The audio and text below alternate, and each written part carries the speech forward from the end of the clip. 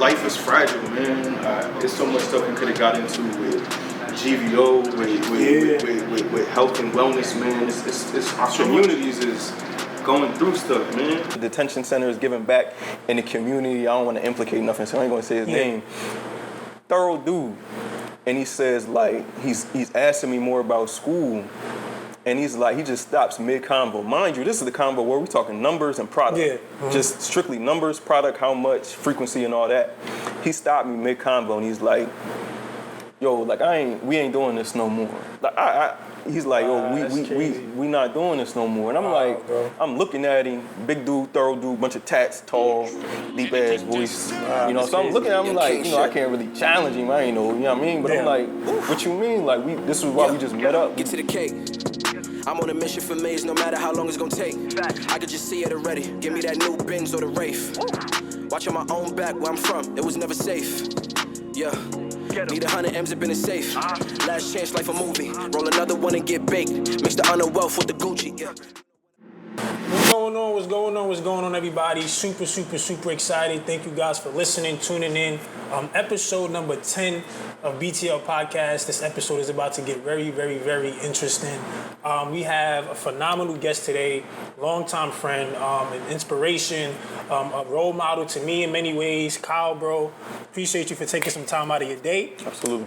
For, coming out here and just getting on the interview, man. I think, you're the type of individual who's going to be able to give massive value to the audience. So real quickly, before we even move forward, I would love to shout out Books and Bagels out here in Wilmington, Delaware, for allowing us to use this space. So make sure you guys come out. This is a place where you can have neighborhood events and many more things. So shout out to the location. But Kyle, real quick, bro, go ahead and introduce yourself. Talk to the people. Let them know what you got going on. Then we're going to dive right in. Yeah, I mean, shout out to you for the work that you're doing. Kyle Sheppard, as you mentioned. And, I'm a couple of things. I'm a lifelong learner. I'm somebody who just be involved in the community. I try to give back as much as possible. My professional work, my community work, my family work. Just celebrated a graduation last night. One of my younger cousins graduating from high school. Congrats to cousin. And stuff like that is important to me. Like, no matter what, you got to drop everything that you're doing and really just show love to your family and make sure you keep your priorities in alignment. And, we'll talk more in the conversation, but I'm just happy to be here. Thank you. Dope. And that's pretty interesting. You said life learning. I think that kind of caught my attention real quick. You said life learning. Kind of dive into, what that means for you. I mean, because I've never heard somebody express who they are that way. Yeah. To kind of hear life learning, that kind of makes me think about so many things. So what does that mean for you specifically when you say life learner? Life learner. I asked somebody the other day, how did God speak to you? Yeah. Right? Like, how did God speak to you this morning? And they said, I woke up. And, it's cliche when we talk about, I'm grateful just to be up in the morning. I'm grateful to just have breath in my body. Mm-hmm. So as long as you still got an opportunity, on this planet, in this experience, whatever that is for you, I think, you still got an opportunity to learn. And that's what it's been for me. My life has been full of lessons and full of learning. I've been through a lot of stuff. Some stuff that we've talked about and been through in undergrad and organizations we've been a part of. But lifelong learning means just commit yourself. Yep. 2 words that have been sticking with me lately is dedication and devotion, and really having that discipline to really just be committed to whatever it is that you care about in life. And for me, that shows up in my academic work. So I'm still in a doctorate program at Delaware State University, and also just committed to learning my family, committed to learning my relationships with my parents, my people, knowing that, people are people outside of ourselves. There's this brother that I really enjoy, Joshua Myers, and he has this quote that says, a person is a person because of people. Wow. A person is a person because of people, meaning I know you because of your relationship with other people, and not just because of that, but we are all culminations of so many people before us. And Sankofa, one of the symbols I'm even wearing right now, is you got to reach back and look back in order to go forward. Wow. And that requires a lifelong commitment to learning. Looking back at the past, but understanding where that's going to take you in the future. Dang, that's pretty dope, man. Just kind of hearing that kind of breakdown. when it comes to just continuously learning. And I kind of want to take this back a little bit before we even kind of move forward to what you got going on currently. Yeah. Just a little bit of my experience knowing you, obviously in undergrad, right? It might have been a couple years for us since I last seen you, but of course we've been following each other and seeing what we got going on. But I met Kyle in college. We both graduated from Delaware State University. He graduated 2017. Yeah. I graduated 2019. And, as I got to college, he was one of the very few individuals that you were one of the very few individuals that I really admired just because of, your ability to kind of camaraderie the people, the boys, the men specifically, right? And this is kind of who I want to cater to, throughout this conversation, because I feel like for us especially, we lack that, camaraderie. So for you, kind of in undergrad, right? Like, what was your goal? Like, what was the vision? Because, every time I seen you, it was empowerment, it was activism, it was just advocating for men. It was just kind of putting things together, from student organizations to many different things. What was your true purpose, bro? Like, what was the goal behind all of that? Shout out, there's a lot of people who, contributed to my journey at Del State. Two people that come to my mind, not in priority, or not necessarily the most important, just who come to my mind. Miss Camilla Lewis, and Dr. Bill Means, for different reasons. Yeah, Dr. Means, shout out to you, man. Whatever you're doing, great man. Miss Camilla Lewis, I remember, one of my first events I came to, I was just sitting in the back. I think I had Tim's on, jeans on, T-shirt on, transfer student, dropped out of school, been out of school for 2-3 years, from two PWIs before Del State, predominantly white institutions. And I came to Del State and I was just trying to get involved. But I didn't know I was trying to get involved. I was searching for something. Yeah. I don't know, y'all be using profanity on here? Yeah. All right. I was just searching. All out, I was searching for some shit. I was searching for some shit, and I didn't know that was what that process was. Right. And when you search for something, right, I think in The Alchemist, Paulo Coelho says, when you really want something, all the universe conspires to help you achieve it. Yeah. So I had this desire in me to really want something. I wanted camaraderie before I knew that I needed it. You know what I'm saying? And as I was searching that, it led me to events. It led me to other brothers it led me to people. Yeah. Miss Camilla Lewis was like, yo, you need to get involved with this. You need to get involved with something. I see your hunger, and you could use a little polishing a little bit. And she tried to push me in a particular direction that I appreciated, and that led me to just showing up at different events. Yeah. And once I started to do that, I had my critiques and my pushback about, why are they doing that? Yeah. Why are they, that's corny, what is this? Why are they dressing like this? Why are you wearing suits and looking stuffy? I had a lot of critiques, but I had a desire. And I think that's something that sustained me throughout my experiences there. And Dr. Bill Means, on the professional side, just started making me look at priorities, both getting jobs off campus and connecting my community work in the community and fraternity, eventually fraternity, to also the things that I cared about, just as a student, as one another, to the people that we surround ourselves with. Yeah. So that's what pushed me. That's literally what pushed me to kind of want to expand that and evolve that with just people around me, with brothers around me. Amazing, bro. I think that's so amazing because, like I mentioned, oftentimes I feel like we could kind of relate in that aspect because, even for me, bro, I know coming to college, it was very, very imperative, because I took 2 years off of college before enrolling. Yeah. I graduated high school 2013, took 2 years off, so me going to school in 2015, I was already going in there with the mindset of go and get out. But while you do go and when you do enroll in school, find the right people to kind of mold you and put you in position. And,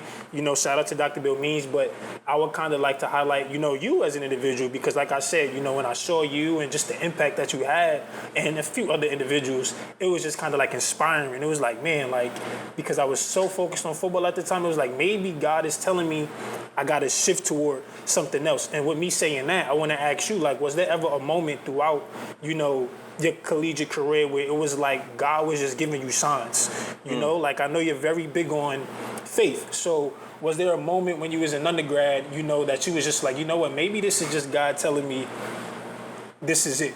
You know what I mean? This is what you need to do. This is your call. Or no? What was that moment like for you, if there is one? It's probably a couple different things. It's probably a couple different things where I certainly felt that, but one was a rejection and was a denial that it made me get my stuff together a little bit. When I came to Del State, man, my GPA from my other two universities was a 1.2.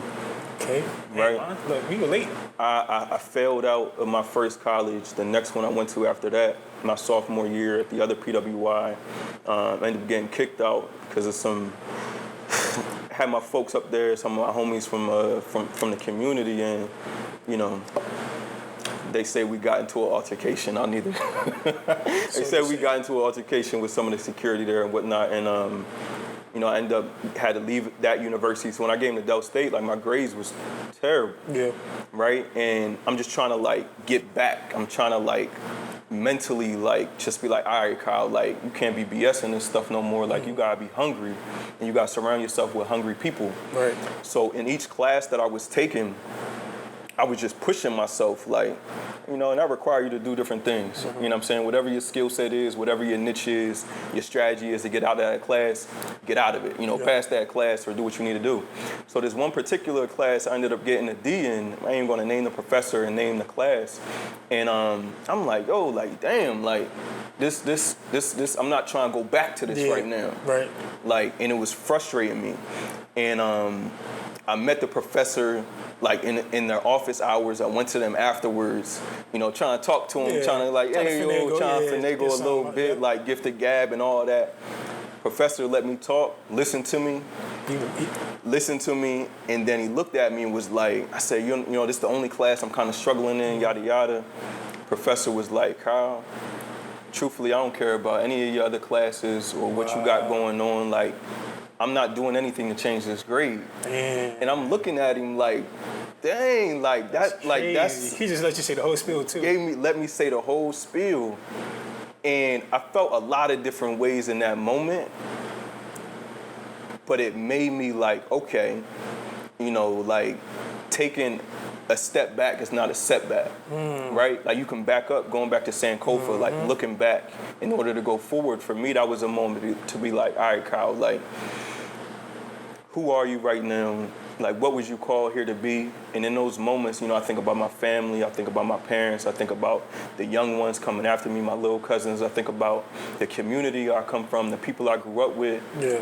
And in that moment, I was just like, all right, any room that I go to, like, I got to really bring them with me. Right. Where I feel like I was already doing that, but now it was just more accountability. Yeah. You know, so I think if anything, God was just really holding me to be accountable in a lot of different ways that I was tiptoeing around in the past. And accountability doesn't mean you won't be perfect. Right. Accountability just means, can you confront that ugliness, that truth, that reality of the situation you're facing? Yeah. And do you have what it takes to navigate it and just keep moving? You know, literally keep moving. I love that, bro. And just kind of hearing the accountability piece, you know, from family to school and just whatever the situation may be. Throughout, you know, while having that accountability factor, you know, just for you personally, how challenging is it? You know, I know sometimes, you know, for us as men specifically, like I mentioned again, and, you know, matter of fact, even for women, you know, just anybody in general, you know, when we have that sense of accountability, some people could use that as a positive, some people could use it as a negative, and sometimes people can use it as an excuse. Mm-hmm. So is that accountability more of a burden to you, or do you use it as a, you know, a thing to kind of keep you going? Like, how does that accountability factor work out for you? Like, how much of a burden has it been, or is it something that's like challenging, you know, for you to have all of that accountability on you? I think accountability is difficult when you don't want to address it, you know, and also we are communal people, we are collective people, you know, ancestrally throughout the diaspora where we come from. We are people that like to congregate, whether that be in faith-based, whether that be in communal institutions, whether that be on the block and on the corner, whether that be in the barbershops and the salons, whatever it is, like we congregate. We even in the religious text, they talk about where 2 or 3 are gathered, like in my name, like for a purpose of something else. Accountability, I think, is difficult to even do by yourself. It requires individual responsibility, and it requires for you to own up to something. But you also have to understand, like, you're not doing this by yourself. You shouldn't be doing this by yourself. Mariam Makaba, she writes this book, We Do This Till We Free Us. And somewhere in that book, she's an organizer, abolitionist, involved with a lot of different things around the carceral state or prison industrial complex and policing and things like that. And she talks about everything worthwhile is done with other people. Yeah. Nothing worthwhile is going to be by yourself. If it's worth it, you ain't going to be doing it by yourself. If it really means something in life, you're not going to be doing it by yourself. So accountability to me is no different.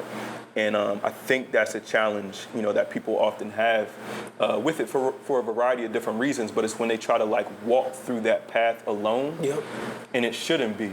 You should face yourself in the mirror, but at the same time, you got to be able to step out of that and walk with other people and walk with that congregation to be able to be like, all right, y'all, I said I'm going to do this. I made decisions there that cost me this or cost us this.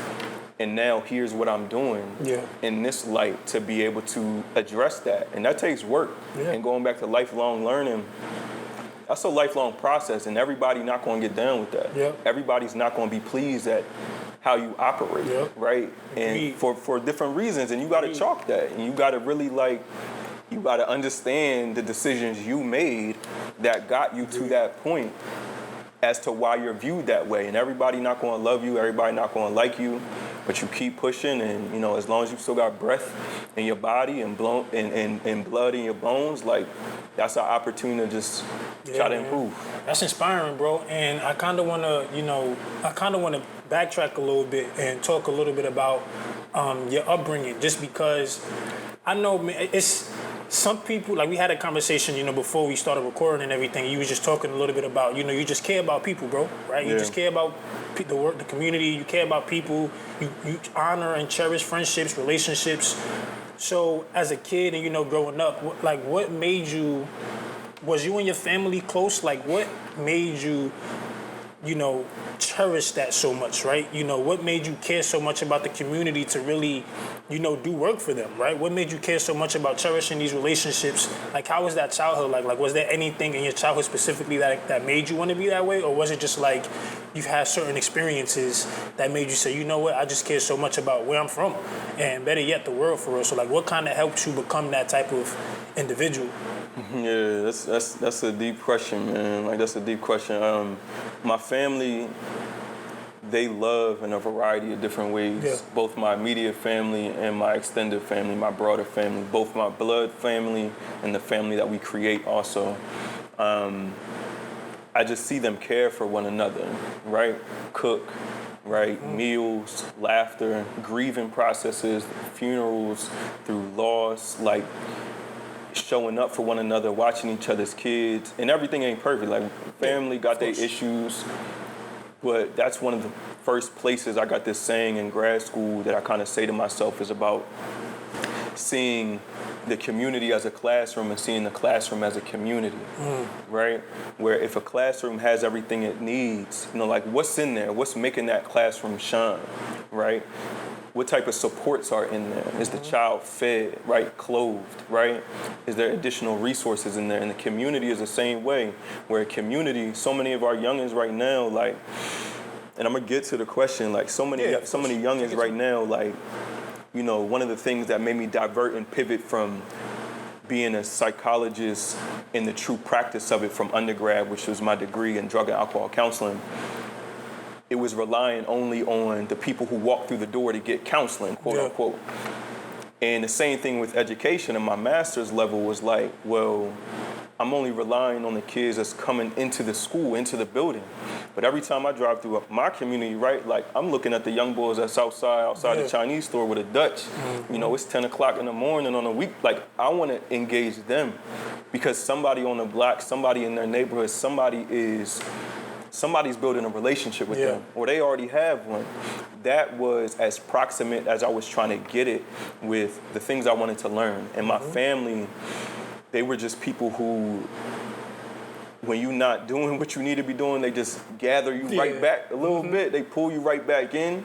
And that's a level of love that, I appreciated. Yeah. And in the community, I had that same level of gathering, man. I'm gonna, keep it a buck on this, John. When I came to, when I was about to go to Del State, I was about to start taking street pharmaceuticals, you know, down to Del State because of what I had been doing in the past, right? Both in high school and in that midway point when I was out of school. I'm like, I'm going back. I ain't have no hard knock life, but like, I always knew how to get money. Right? So I'm like, I'm gonna go back to what I know. And I had been having this relationship with this old head of mine, and we had been working, we had been doing things was going good, and he found out I was going back to school. He's like, you know, that's what's up. So we met one day, I'll never forget, it was raining. It was overcast day like today, it was raining. Came to my crib, and we talking about like how much it would and the pace of, you know, how many times we was gonna meet up and what I was gonna take down there. About to go to Del State that summer, going back to Del State. And I'm talking, he's like, you know, so what are you taking at school? Like, old head, he used to take me around to the detention centers, giving back in the community. I don't wanna implicate nothing, so I ain't gonna say his name. Thorough dude. And he says, like, he's asking me more about school. And he's like, he just stops mid-convo. Mind you, this is the convo where we're talking numbers and product. Just strictly numbers, product, how much, frequency, and all that. He stopped me mid-convo and he's like, yo, like, we ain't doing this no more. Like, he's like, yo, we not doing this no more. And I'm like, bro. I'm looking at him, big dude, thorough dude, bunch of tats, tall, deep ass voice. You know, so I'm looking at him like, you know, I can't really challenge him. I ain't know, you know what I mean? But I'm like, what you mean? Like, this is why we just met up. We've been working for a minute. He's like, nah, like, you need to like get your shit together. Like, like go like do you hear? He's like, do you hear yourself? Do you hear the things that you want to do? The things that you care about? This is right before I went to Del State. This is somebody not my blood, not my family. And if somebody else was looking at him a particular way, they would label him as something or he a bad influence. But that was my most powerful influence, right? And I think about that when I think about community is like, who are the influences in people's lives that the relationship is there, but how do we fine-tune that relationship in a way that it works for what we need it to be? So that, you know, is how my family, my loved ones, and my household would gather me up. And at the same time, it was OGs in the neighborhood. And again, like, don't get it twisted. Like, I ain't, you know, grow up like this or like that, but I was just hard-headed, big-headed and hard-headed. Like, and this old head, man, like he gathered me right on up, man. And I needed that in a way I didn't know I needed. Wow. So do you that's deep. I ain't gonna lie, that's deep. That's some good stuff right there, bro. And do y'all still have like, is there still communication or? Yeah, we communicate sporadically, but we communicate with that particular brother. It's funny. It's funny because I'm in a cafe one day, suit on, tie on. This is like a year or two ago. Suit on, tie on. I'm getting a little, you know, getting a meal, whatnot, and I'm on the computer working, doing something in the cafe, and I see this brother walking by with like a couple workers. It's the same brother, okay. Same brother. And I didn't recognize him at first, but I'm like, that look like such and such. Walks in. We both look at each other. He with his folks, you know, some workers and whatnot, colleagues of his. He looks at me. He looks at what I got on, and you know, I can do without the suits nowadays, but they cool, whatever. That was just the era I was in work-wise and what I was doing. He looks at me, he's like, nigga, I told you. Like, that's the first thing he said. Damn, we ain't even dress each other, we ain't even like embrace each other yet. We ain't seen each other in years. Damn. Ain't seen me since like that conversation in 2014. This is like 2021. Wow. 2020, something like that. 5+ years, he look at me, he's like, man, I knew it, like I told you. And it just says something to me about how people will see something in you that you don't even see in yourself. And you need that. Wow. You really need that. And I'm assuming, and it's crazy because I just know like the type of individual that's like yourself. I know that comes from something, bro. I know it does because, you know, you having that type of relationship and that type of conversation is just kind of, I'm just sitting here thinking about that. Like, I can only imagine what I would have felt, you know, having been told that or having experienced that. So for you to kind of, you know, become exactly what he thought you were going to become, you know, huge shout out to you. And this is why you truly stress the importance of being like this for your community because of what it's done for you, and that's cool. And now I kind of want to talk about, you know, you mentioned a little bit about, you know, what your priorities are, like what you're truly committed to, and that was, you know, faith, you know, family, and obviously community. So my thing is for you, how do you kind of take those things and kind kind of implement that to the community, right? Like, what are some activities or some hobbies or some things that you do on a day-to-day to kind of, implement that to the people around you and the people that you love, Yeah, you in these hard questions, My man. bad, bro. My bad, bro. Nah, you Gucci, bro. You Gucci. It's a good question. Hard questions are good questions, man. Hard questions are good questions. Actually, in this same spot right here, Books and Bagels, there was an event that was in here last week, and it's like a reoccurring series. They have it like once every 2 weeks, something like that, spread out, and they had these conversations on faith and spirituality in a non-traditional way, and its relationship to civic engagement, to social justice, right? So we send in things to each other via email or text or group chat beforehand. Come in, we talk about it real informal. There's food, it's food and fellowship. Same stuff you do in undergrad. Like, you go in the yards, you go in an apartment, you cook some food for each other, y'all link, y'all politic, Same stuff. Talk about whatever in the caf and all that. So we having these conversations, and somebody asked me, they were like, Kyle, so, what do you see the relationship between abolition, right? You hear about stuff going on in the community last couple of years and things like that, and spirituality. And I said the same thing. I'm like, dang, with these hard questions, man. But Bell Hooks, phenomenal author, she has this saying in one of her books called Teaching to Transgress. And in that book, she talks about working with kids and working with students, both in higher ed and in K through 12 education, where so much of our education system tries to split and tries to separate what we feel emotionally and what we love with the actual knowing and the acquiring of knowledge and information. It tries to separate them both. Yeah. And for people like us, where we come from, there is no separation for that. It's so connected. There is no separation for that. Those things are inseparably linked together, I'd argue. So for me, with abolition and spirituality, I gave a longer answer that I won't give now to that question.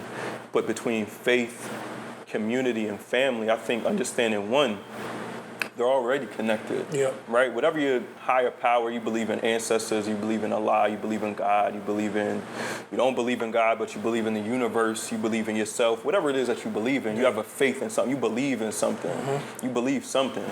And your community is like you have one way or another, like the places that you frequent, the places that you shop, where you buy your stuff from, right? All of that is community, right? And then your family is like, again, it's either your family by blood or your family that you choose to kind of make and create yourself. Yeah. All those things are linked in one way or another.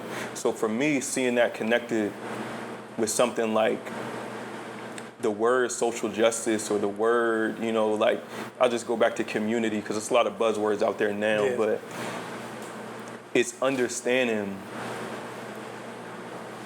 that even at the height of whatever it is that you believe, that conviction that's like deep down in your bones, I mean the things that give you chills at night, right? Yeah. The stuff that wakes you up in the middle of the night, the thing that gets you out of bed in the morning, right? The thing that is on your mind when you're talking to your partner, your girlfriend, your boyfriend, your spouse and whatnot, right? That thing that you're pursuing, that passion that you have, your why, right? The best place to place it and to locate it, right, is those people that we surround ourselves with all the time, our family and our community, right? And if we want better for those arenas, it's understanding, like, one, they say Biggie Smalls and Notorious, like, if you want to change the world, you got to change yourself. That's cliche, but it's like, you know yourself in a way better than so many other things and so many other people will. So you have to have the same level of politic, internally that you are willing to exude externally. Now, I'll just start with a quote from Malcolm X. This is diary of his that he wrote in his travels after he left the Nation of Islam or was kicked out of the Nation of Islam. And he was traveling throughout the globe, overseas. And he says something like how, a politic, without thinking is almost blind, right? Like, because you're not thinking about it. And then having this ability to think with no politic is like aimless. Wow. Because you have a knowing, you have information, education inside of you, but you have no idea where you want to take it. Yeah. And you're just aimlessly moving around. So for me, you have to combine those things. You have to combine the spiritual, the family, and the community and wrap those things up in one, because we get challenged and we get frustrated whenever we try to separate those things. When the teacher in class is like, why y'all always talking? Why y'all always hanging out together? Like, they try to pull you apart from the thing that you know best, right? And those things are not supposed to be separated to me. Wow. I mean, these deep questions, but these deep answers just be having me think like, dang, man, just the way you analyze and break things down, the way with words, it's just kind of crazy. Just thinking about the answers that you give, and to kind of get on the, we're going to talk a little bit about social justice as well, and it's crazy that you brought that up. Yeah. So I'm going to just say these things, and I just want you to give, because I know you're heavy on it, so I just want you to give, your perspective on it, and possibly some things you feel as though can change it, or what do you think needs to happen? So obviously, as of recent, we've had, all of these mass shootings, right? Yeah. What was your take on that, right? How did that make you feel? But more importantly, put yourself, not put yourself in the people's position in terms of the policing and all of that, but like, what are some things you think need to change in order for that to like obviously be minimized at all? Like, how does that make you feel? Rest in peace to any souls out here being lost that, was just taken either too soon or too violently or in a way that they did not anticipate losing their life. I really give honor and give space and give grace to a peaceful transition for those families and for those people wherever they are destined next in their life and whatnot. It's rough, Our communities know violence all too well, historically and present day. We know violence all too well. Yeah. The safest communities are the most resource communities, right? You think about the most bougie place that you can think of, the most either expensive or got all the nice stuff, is well-resourced. Like, you don't see no police, right? You don't see police there, about it at all. Right? The air is green, it got fresh parks, right? It's nice out. You can breathe differently out there. Sidewalks is clean, streets is clean. It's like Mayberry out there. Probably too young, you don't know what Mayberry is. It's just perfect out there, right? They got all the things that they need, right? You think about the most quote-unquote violent communities, right? The most scary communities, the most scary blocks, right? Aside from thinking about police or some big bad criminals, quote-unquote, what don't they have, right? They got grocery stores? Probably not. Well-fed, well-stocked grocery stores, right? Or is it more convenient stores, right? Do they got good schools or they dilapidated, right? They got teachers from that community, right? Or they got some teachers who don't know those kids, right? How many jails, how many prisons are in that neighborhood, right? Wow. And how many police do you see on every block and it's still not safe? Wow. It's still not safe. You see police on every block. They got bikes, they got scooters, right? They walk in the beat and it still ain't safe, right? There's a conundrum there. There's a contradiction there, right? So in terms of like what's needed, one, you got to do a better job of asking the people who are from a neighborhood, what do they need and what do they desire? Too many times we got that and I say we, society has that savior complex, just like you have to connect the local with the international as well, right? So we had certain refugees be accepted with warm and welcoming hands when there was conflict going overseas, right? Certain refugees, certain immigrants were welcomed. There was a whole campaign. People put up signs in their front yards, right? I see Canva, right? And all these businesses put the little logo and we stand with, right? But certain immigrants, certain people who were fleeing them, they get chased down by horses, right? And leashes and lashes trying to come over and cross over into this country. There's a contradiction there that's not just locally, right? It's internationally. It's a broader situation. So I think when we look at what goes on in one area, and we can take ourselves out of that context and say, well, what's really going on here at a larger scale? The United States as a country in its current state is relatively young, right? And how did it start? It started through violence. It started through protests. It started from people coming here, fleeing a monarchy and a country overseas. They wanted to come here, and through coming here, created more violence in order to exterminate people who are already on this land, right? So this country knows violence very well. Wow. It's in its backbone, right? It's what do they say, as American as cherry pie, right? Wow. It knows violence very, very well. So unfortunately, it's not new. For a lot of our communities, it's not new. It shouldn't be, but we know violence all too well. We know the extent to which a system, a state, a government is willing to go and what they're willing to allow happen in order to push through an agenda, in order to push through a policy, in order to push through a regime change, right, that they want. So in order for us to reject that, I always look at Haiti, right? I always look at Haiti and the people there hundreds of years ago, what was it, 1700s or so, who were willing to overthrow the planter class, overthrow the overseers, overthrow the people who are running the plantations there.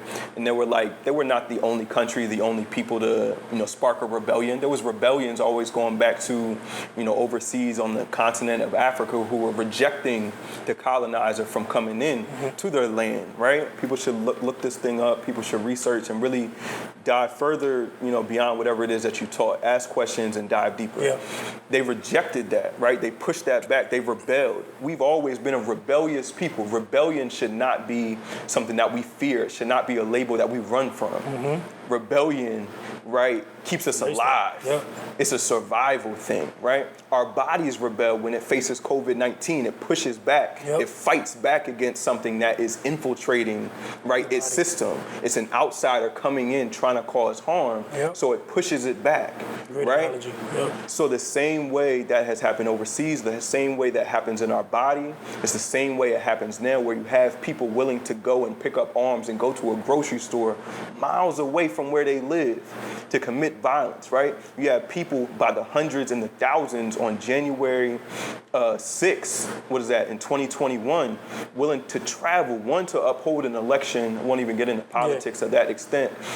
One, to uphold that, but two, those people were full of, how the same way that Klansmen, in the same way that white supremacists would wear hoods. The reason why they wore hoods is because they had to go back to work the next day. It's not because of any, they was trying to scare you, they was trying to create this facade. The reason why, no different than law enforcement, when they put those glasses on, they don't want you to see their eyes. It's a tactic, right? So when you start looking at everything about an oppressive system and how once you start identifying those signs, you start seeing it for what it is. And that should empower you. That should be like, I've seen this before. I know how you get down, right? So you have people willing to travel, willing to commit these crimes, and willing to commit this harm. And that should, as somebody who I study, Dr. Joy James, that should simply give you a clarity of sight. If it is warfare, whether spiritual, physical, mental, emotional, you ought to just have a clarity of sight, a clarity of your senses to understand, like, okay, this is what I'm dealing with. You need a diagnosis in order to heal yourself. You can't just take this prescription, take this medicine, and you don't know what's wrong with you yet. You don't know what ailment is facing you. When we look at white supremacy, when we look at violence, when we look at intracommunal harm, right? Gender-based violence, queerphobia, transphobia, sexism, right? Classism, a war against classes, a war against socioeconomic status. When you have those things, we have to be able to willingly give ourselves the ailment and the diagnosis that we see and confront that with honesty, and it goes back to accountability. So that's why I say faith, community, and family, they are inseparably linked. They cannot be separated, right? And that's how we confront it, and that's how we rebel against it, and that's how we keep ourselves safe. Bro, I just knew, I knew that this would be the perfect person to, like, talk about these things, man. Just your intellect and, your knowledge, bro. The way you, like you said, you research, you learn daily, bro. You just taught me so much. I'm sitting here in amazement, like, man, you know what I mean? Just taking all of this in. And, a couple more things before we wrap this up, I want you to touch on is recession, right? It's a very big thing nowadays. And look, don't get me lying. I'm not like big on politics and history. Like that's not my forte. But I pay attention to things like this, and I know what you are good at, and you're good at these type of things. So, what's your take on that? Where do you think the country is headed in terms of recession, or like what's your takes on that type of information? We've just like violence, the conversation we were just talking about. Recessions have hit, our communities before. The Great Depression, the Great Recession, right? Housing crisis and things like that. That's an important caveat. It's like these things have happened before within the confines of the United States, right? Especially around the globe. Around the globe, people have been facing things in different ways that hits maybe Black Americans or Africans in America a little bit differently or a little bit later, perhaps. I'm not an economist, right? So I put that out there. Yeah. This is not financial advice, right. But when the pandemic first started and people were buying certain things, right? There was a frantic movement. That's not the first time that's happened. But we ought to have a clear idea of what we're prioritizing in our purchasing power, right? I would recommend that people look into Fred Hampton and look into Huey P. Newton for what they talked about with Black capitalism. Because it's not going to be capitalism and economics in the way that some of us may be used to. And it talks about a Kwame Ture, a Stokely Carmichael type of economic buying power that says we need to learn to lean on each other. In fraternity, they say lean on the shield, right? We need to know who's at our left, who's at our right, who's in front of us, who's behind us. Because when you start to do that, I'll go back to fraternity, it don't matter who comes through the door. Yes. It don't matter what comes through that door. Stuff is going to come. Somebody going to come through that door. It's going to hit you. It's going to hurt. You're going to struggle with it. It's going to be the belly of the beast. You know what I'm saying? Well, we've been there before. But who is the person next to you? What resources, right? Who the rock? Who the timekeeper, right?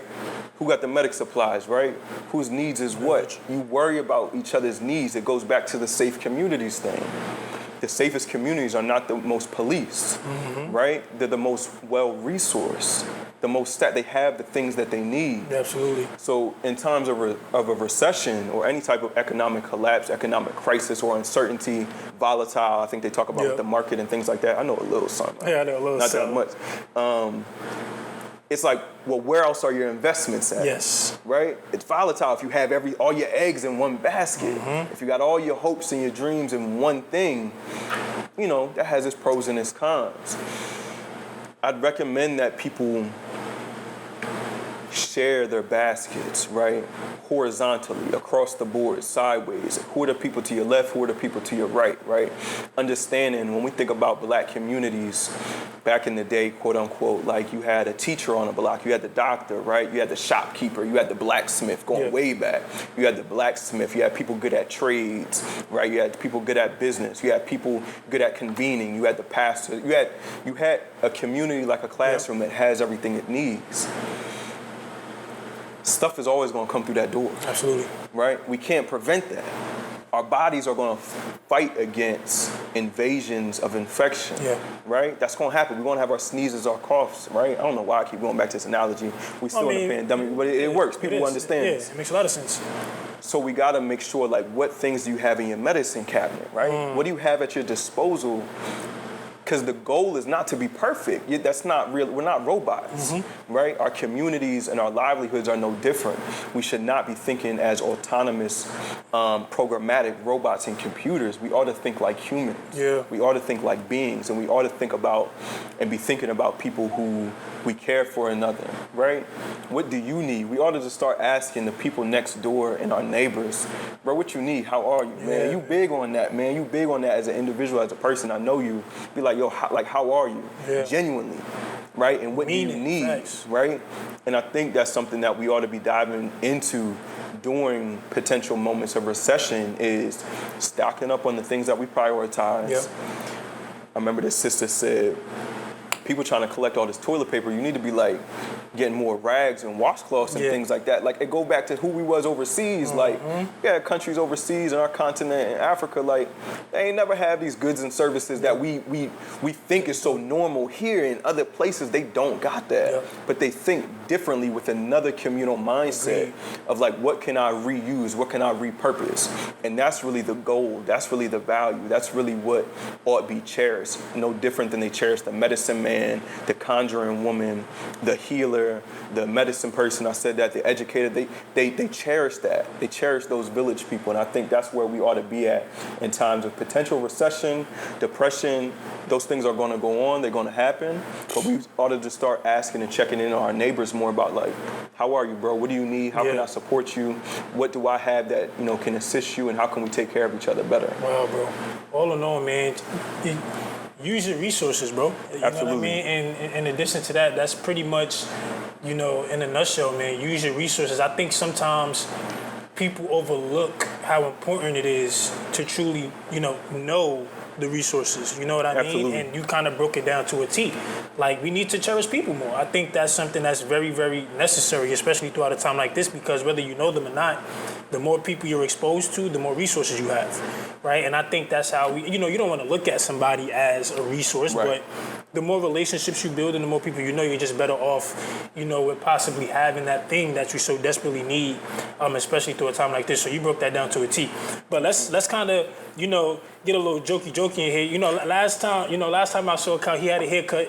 You know what I mean? So let's talk about the cut, you know, the hair real quick. I know for me, you know, when I see people grow their hair out, sometimes it's a cultural thing, sometimes it's the experiment. Like, where did the cut come from? Like, tell me a little bit about like how that came about. Like, I just had it interlocked back in April, and then again most recently this month, earlier in June. Prior to that, when the pandemic started, when it first started with March 2020, I was probably at like a curly top. Actually, it was like real short, like just before a curly top. And you know, barbershops were shutting down. You know, I stayed and lived by myself, as I did then, as I still do now. And I didn't know when I was going to see my family again, so I didn't want to be around people, right? I didn't know when I was going to see my parents, my grandparents, my cousins. I didn't know, so I just wanted to be prepared. I wanted to be in a quarantine phase long enough that if something happened, I could go see them. So I stopped going to the barbershop. I was shaping myself up, which is cool. Hair started growing past curly top, started getting longer. And then you know, start seeing it start getting like coily and kinking up a bit, which I'm cool with. Last time I had hair at that length, I had braids in probably like elementary school, right? Had it for a little bit, then stopped. That's the longest I ever had my hair, is like elementary school. So when the pandemic started, just stopped going to the barbershop and got longer. And then it started to be a relationship with it. I wanted to learn it. I wanted to feel it, how it was it healthy, right? It was, I was going through something that was the first time for me, and it also encouraged me to take care of myself. My hair and the relationship with it, it started to have me ask questions about what's normal, what's this, what's perception, what is desirability, what is a beauty politic, words that people should look into. Other people know much more than me about them. And like, who do we put on things for, and who shouldn't we, and what makes you happy? So it was really just a relationship. I just stopped going to the barbershop, and then it turned into a relationship with it. And it goes into, I know earlier you asked me about Books and Bouquets, the Instagram page, and it was just one of those things, you know, mentally I was going through a lot, like a lot of people were. I was going through a lot, bro. I was going through a lot, man, like a lot of people were. And one of the things, when I started getting more comfortable, I started going to the grocery store, you know, when I didn't order or ship my food, which was a privilege to be able to do that. Have food sent to your doorstep was a privilege for a lot of people.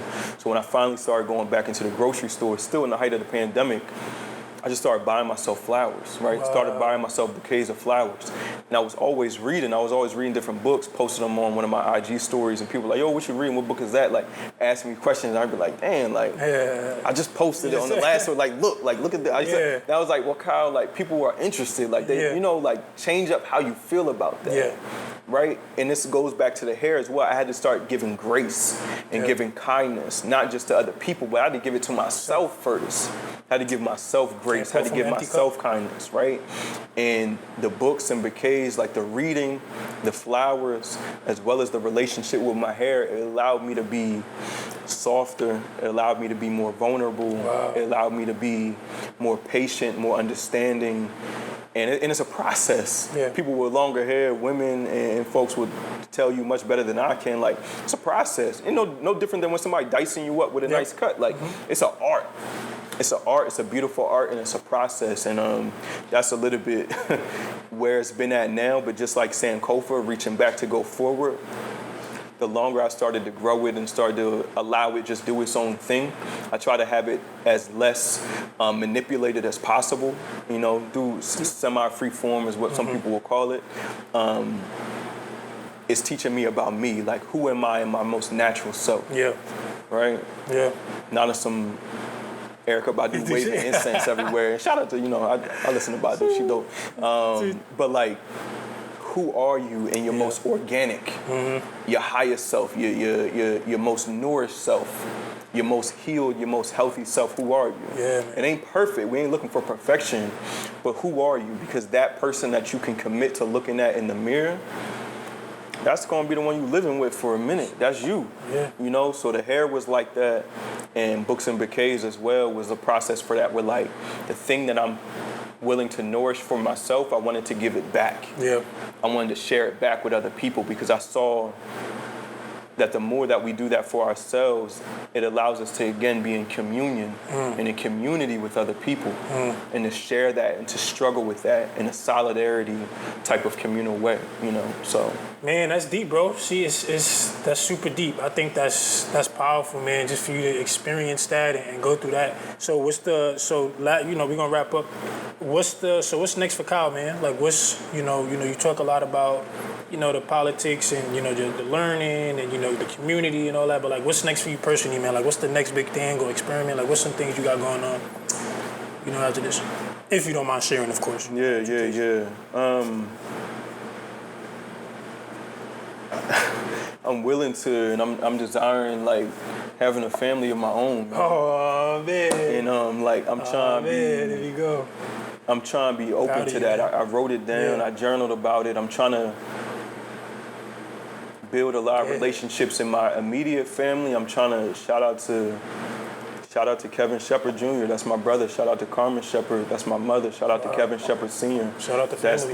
That's my father, and everybody before them, the Palmers, the Mumfords, the Johnsons, the Thompsons, and so many people years and years before us. And shout out to the people who will come after us. I want to strengthen my relationship with family. I want to just be a better person in my family and in my community. I always want to give back. I see myself getting back into education. That's a longer conversation where the things that have been happening, people got angel numbers and numbers that you keep seeing all the time. More spirituality involved in that too. For me, with education, you know, I hated school growing up, man. My mom was an educator. I hated school. And as I got older, I couldn't get away from it. Yeah. Going back to the youngin' on the block, going back to my old head who stopped me in my tracks. But we need to reach those people who are on the verge. They're on the verge of giving something up. They're on the verge of being taken, right? Taken either by a system or being integrated into a system that don't have its best interests at heart. Right. And we need somebody who's going to intercede on that behalf. So I see myself trying to build and enhance my relationship with family, potentially family of my own. Just putting that out in the universe. Should Allah want that and desire that. And then education, I see myself stepping back into that. And maybe I see more things like this. You know, I told you I don't like talking in front of the camera. Yeah, that's why I appreciate you so much, man. But I value good people, and I think sometimes on the other end of those things that make us uncomfortable or give us pause is a breakthrough. You know, so I would say that there's certainly breakthrough on the other side of not just me, but yourself as well in this podcast and this project, this passion is more than that. The next speakers that you have, the speakers that you had before this, it may be a breakthrough for you, good brother. Like, may it be nothing but a breakthrough. Like, you know, shout out to Limes in the cut. Yeah, shout out to production, man. Y'all look, absolutely. We got something coming, man. He super dope, so shout out to Limes for sure. But Kyle, man, again, I appreciate you, man. Like, I appreciate always, you know, we've had a conversation from when I first reached out. Always been love, bro. You know, the things that you're doing for the community, you know, you inspired me to look more into that, you know what I mean? So keep doing your thing. Always love, bro. I know that people listening, watching, gonna get immense value. And yeah, how can they stay connected with you? So let them know how to spell the Instagram and all that. So if you don't mind real quick. Yeah, you know, they can follow Books and Bouquets. We're on Instagram at Books, BOOKS and Bouquets, BOUQUETS. Books and Bouquets on Instagram.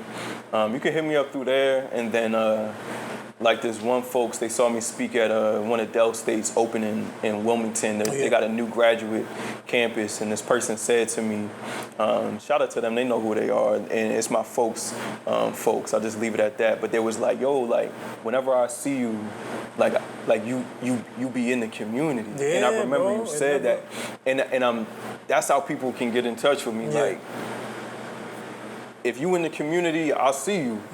You know, and if we should link, and if, you know, it's in the stars, like, let's meet in community. That's where the people are at. That's where the needs are at. Big, like, man.